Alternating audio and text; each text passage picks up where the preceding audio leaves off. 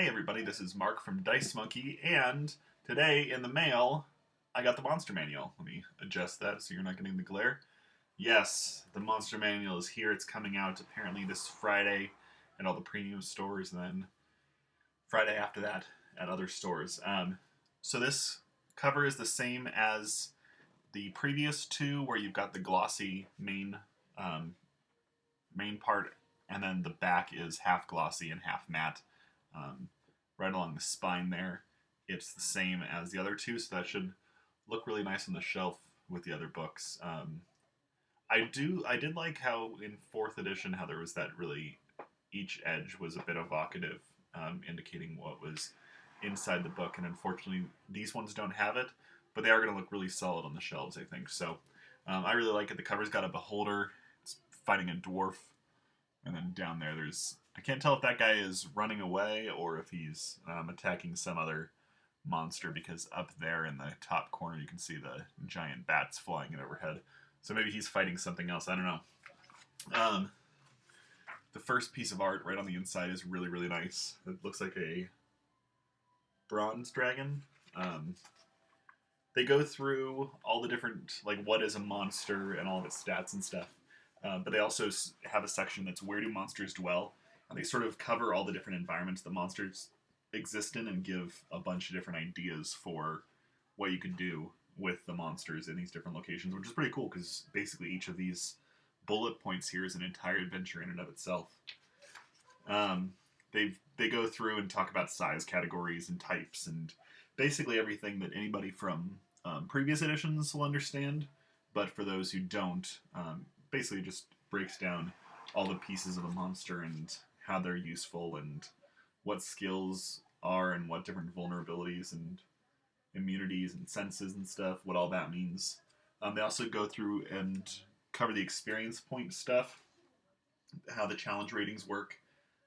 Basically, if you have a third level monster, a challenge rating 3, 4 third level characters will be about evenly matched with it. So that's actually a really good indication about how you can split that up when you're setting up your encounters. I assume the DMG will have probably much more detail of how to build encounter rules.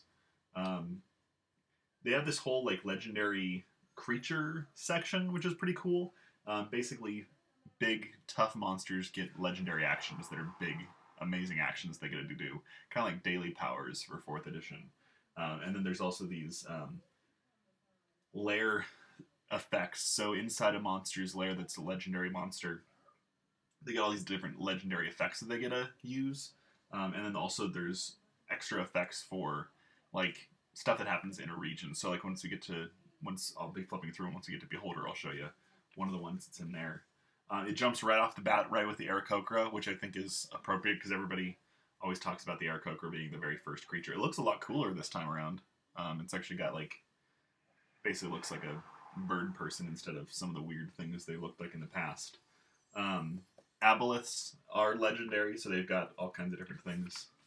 There's a really nice write-up on angels, lots of different angels in here. There's 3 different types of angels. They have the flying sword, which is pretty cool. So you can actually have it says that the sword remains motionless. If the sword remains motionless and isn't flying, it's indistinguishable from a normal sword. So you could easily fill a whole treasure hoard with these flying swords that are just sort of sitting there until they finally decide to activate, which would be pretty mean. Lots of different people have covered all the different monsters in the previews that have been online, so I don't want to cover all of them. The beholders, like I said, there's these different lair things that they're able to do. And one of the regional effects for beholders, or death tyrants in particular, is that if you're within 1 mile of a death tyrant's lair, you feel as if you're always being watched, even when you aren't, which I thought was pretty cool. There's also all kinds of other effects, but I don't want to spoil anything for you. The art on the whole, as a whole, is really, really nice. Really solid, and then throughout you'll see these sketches of the creatures as well as like the main picture that you see of them. And there's also these little notes throughout that will like sometimes they'll be advice from other adventurers. Sometimes there'll be quotes from different books. Um, this is a halfling adventurer um, who had apparently never read Hooves of Fury. He said that I hear centaurs make excellent mounts. So you can see all kinds. There's a lot of humor found throughout. The cockatrice is particularly terrifying looking. I'm disappointed that it's not quite as fierce as the cockatrice was in the early playtests.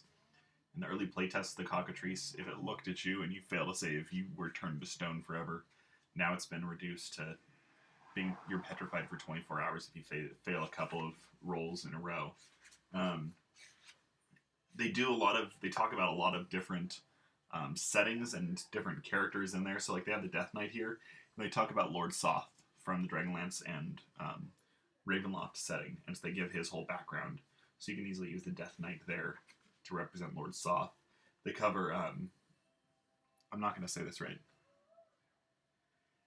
Acererak, the Tomb of Horrors Demi-Lich, and I'm sure there's going to be plenty of comments telling me that I got that wrong. Pretty big section on demons in here. Lots of different demons, and then the whole devil section, it goes through all the different types of devils that there are. Really big section on that. There's some good options for dinosaurs, which is nice because I actually have the miniature for a T-Rex and an Ankylosaur, so I was glad to see those in there. Dracoliches, and then basically going through, and dragons take up a really, really big section of the whole book. And the cool thing is that with any of these entries, there's these paragraphs that talk about the history of different creatures and where you can find them, different important things about them, and a lot of them make really, really good ideas for adventures to kickstart an adventure, which are pretty cool. They basically cover all the same dragons that are found in the 3rd edition Monster Manual, and basically everything that's covered in the 4th edition Monster Manual and Monster Manual 2, so there is the metallic dragons in there as well. They have all kinds of stuff for different elementals. There's a big section of drow in here.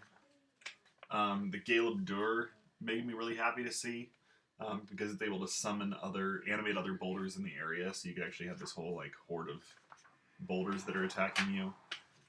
Flumps are in here, and the Flumps are I actually really enjoyed reading about the Flumps. They seem like a really cool race that you could definitely use for really cool Underdark adventures to sort of pass information on to the players and be an interesting enemy to take on if you ended up deciding to attack them, though if you attack them, you're assholes.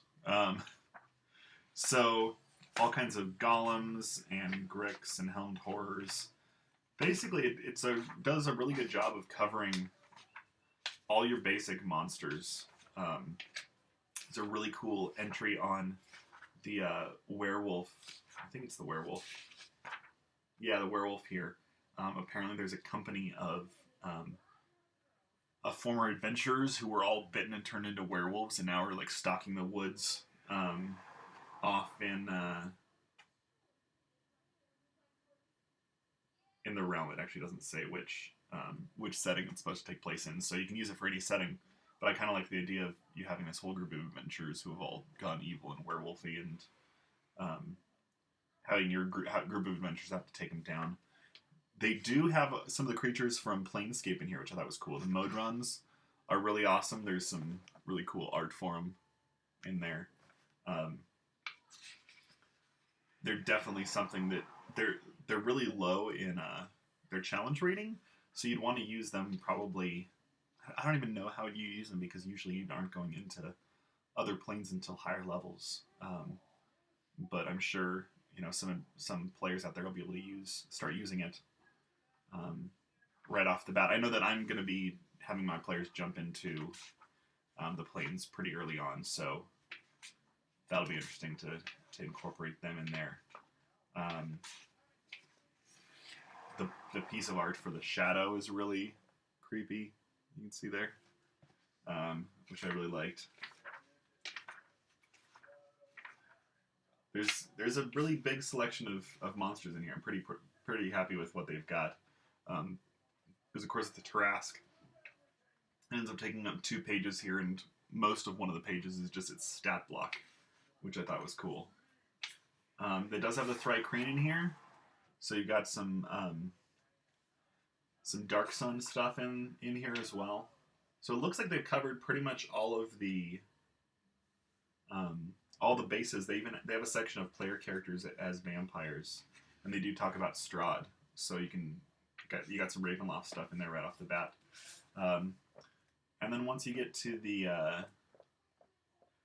end here, once you get past zombies, they've got miscellaneous creatures, and that's basically stuff they didn't want to do a full entry on. So like the Blink Dog in 3rd edition would have gotten a full entry. In this case, it's just a short little section here, just giving it stats, not even really explaining what it is, except for a tiny little paragraph at the very bottom. Some of the creatures don't even have that because there's things like a crab, which you don't need to know what that is. So there's this whole section that's pretty useful with different types of creatures, and then it goes into non-player characters, and it has basically just a bunch of NPCs that you can use. Some basic NPCs here. And then the index of stat blocks, which just gives you a full index of where everything is. It doesn't have monsters by challenge rating level, which would have been nice, but I'm sure that everybody's going to have those out there online pretty soon. It's a really good book. It feels like you could run a whole bunch of adventures right off the bat, just flipping through the monster manual. I'm going to be using a lot of the inspiration in here for my campaign. We started up with the Tyranny of Dragons. We're 2 sessions in, and now I'm going completely off the rails and sending them to the city of Sigil, where they'll be plane hopping between the different worlds like Kryn and Faerun and Athos and things like that, jumping between all the different worlds so that they can basically go in and solve problems as it goes. And it will be perfect for that. So Monster Manual comes out this Friday, which is the 19th, and then and that's only in premium stores. A week after that, it'll be released. And yeah, you should definitely pick it up if you're playing 5th edition, and you should be playing 5th edition because it's a really good edition so far. Talk to you later. See you guys.